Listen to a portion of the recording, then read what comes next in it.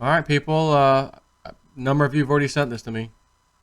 Uh, Again, latest webbot that just came out. What was it, 26th, I think, of June? The types and ranges of the UV changes are the object of this forecast. That is to say, the UV changes have already begun, and it is the noticeably different and reported language about the subject that is being forecast. Our data sets indicate that heat, as well as damage to inanimate objects, that will be catching the attention of the mainstream propaganda prostitutes over July and the rest of summer. These types of damage forecast to be reported, including melting plastics, as well as softening metals and swelling concrete or cement, and pooling or puddling asphalt, and expanding dangerously standing storage tanks, and bulging, swelling, expanding ships, bulk cargo carriers, that is, and stretching ropes, cables, power lines, communication lines. That data suggests that we can expect reports of broken fiber optic cables as well as pipelines with problems due to heat expansion. That's one paragraph, and that's all I'm going to read you. And then I'd like to show you this little clip from weather.com. Weather.com. Over to you.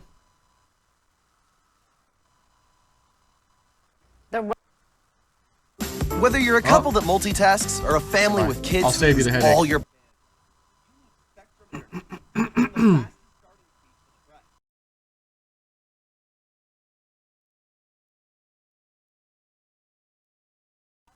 meet the road in far north Queensland, Australia. The two became one. Wet weather and a winter warm-up caused a recently repaved road to start melting. It completely covered many cars' tires. Some drivers were stranded for hours and had to abandon their vehicles. The road had to be shut down but has since reopened. Authorities are investigating, and the affected drivers, which is around 50 people, can be expected to be compensated. So, to start with here,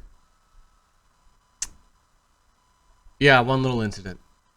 Maybe it was a mistake the way they did the road. Maybe it wasn't the heat. Maybe. But damn it, July time frame, melted roads, asphalt. It's in the freaking report.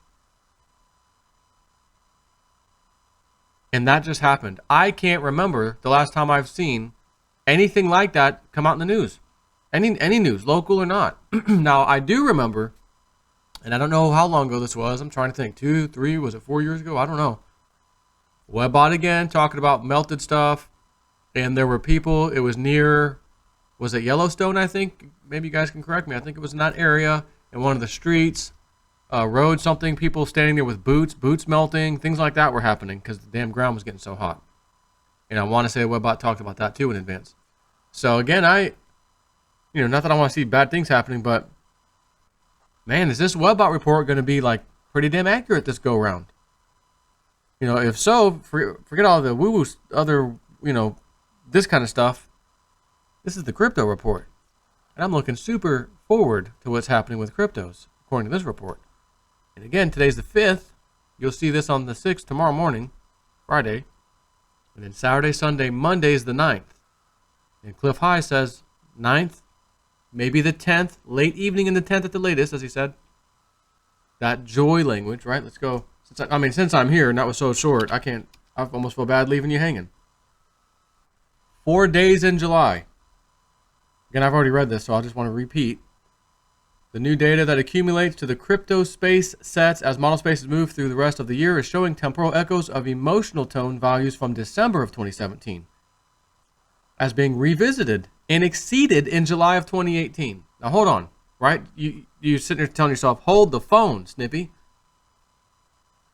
Emotional tone. This isn't value, price-wise. However, if the temporal echoes of emotional tone from back in December 2017 when things were going epic for cryptos, unbelievably for cryptos, and it's saying that emotional tone, those values that are brought back through the data sets. Because everything that he does has a value, okay, number assigned to it. So those emotional tone values from December 2017 as being revisited and exceeded in July 2018. And he says starting around July 9th, it says, perhaps as late as the evening of the 10th, the emotional tone values begin to replicate the patterns first experienced in mid-December 2017. The turnaround for crypto space shows in our data as taking 4 days. Okay, so the turnaround for crypto space shows in our data as taking 4 days. These are from July 9th through the 12th inclusive. As fallible as our timing can be, the data has the elapsed period from the 9th of July through the 12th as being the temporal pivot over which the emotional tones change into their next phase. And again, I'm not going to read the stuff I already read. So yeah, appreciate the asphalt stuff, right? And that should be something we're concerned about. You know, this is doom and gloom stuff that, you know, the prepper's mindset back in the day that most people, throw that away. I'm not cared about that anymore. Everything's fine. I don't look at everything still being fine. I follow the sun and the thing, you know, there's some things happening here. The cycles that say we ain't exactly out of the woods. And someone was sharing something with me the other day that there's 2 or 3 different types of UV light, like UVA, B, and C or something. And C normally stays way up high, doesn't come down to our level down here on Earth, you know, like ground level. But someone who's been monitoring this says it has finally, like they've just started seeing this happening. Those C level UV whatever is coming down. Again, forgive me if I've got that a little bit wrong. Maybe some of you know exactly what I'm talking about. And if I've misspoken, just correct me in the comment section. But roughly there's some kind of UV, type of UV that doesn't normally come down this far to the ground. And it has now been starting to do so. Which makes me think of Dr. La Violette's stuff from the superwave theory. If you haven't not seen that video, check it out. Project Camelot interviewed him. Dr. La Violette. Project Camelot. Do that, you'll find it. It was a really fascinating interview. And they found ice core samples that proved periodically, it was like every, 3,001 something years, every 5,000 something years, 5,125 years, every 12,000 years. Basically, it's like, wait a minute, aren't these like precessions of the equinox? Every 5,125 years and 13,000 half of it, whatever, okay. And he says in the ice core samples, we'd see this particular dark spots where something from we know comes from space was bombarding Earth. So I'm wondering, this UV thing, is this part of this little process? I don't know.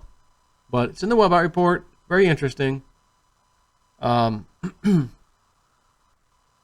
again, associated with Bitcoin and crypto space is the label of joy.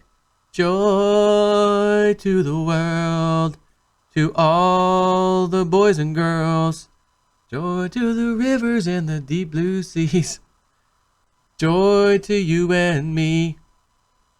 Associated with Bitcoin and crypto space is the label of joy at the top of a very diverse and robustly filled master set of language. But for the fiat currencies, we have the word cauldron or smelter or furnace heading that master set. The joy sets for Bitcoin and crypto space has within it, at a primary supporting level, a set headed by fire as a descriptor. The data would seem to suggest that fire, the fire set, will be propelling the joy emotions over summer northern hemisphere cryptos. So yeah, I think this video I just showed you, melting asphalt, come on guys. I gotta give credit where credit's due, and believe me, it ain't hard to give the Webbot credit because I love it. I love Cliff High. Love that man. I kind of wish he was related to me somehow. Uncle Cliff. Remember that movie, Uncle? Enemy Mine. M-I-N-E. Enemy Mine. Uncle! The little Drac thing has a baby. It's like, and then the human guy has to take care of it. Uncle! Called him Uncle. Uncle Cliff! Uncle! It's Snippy! Uncle! Anyways, take care.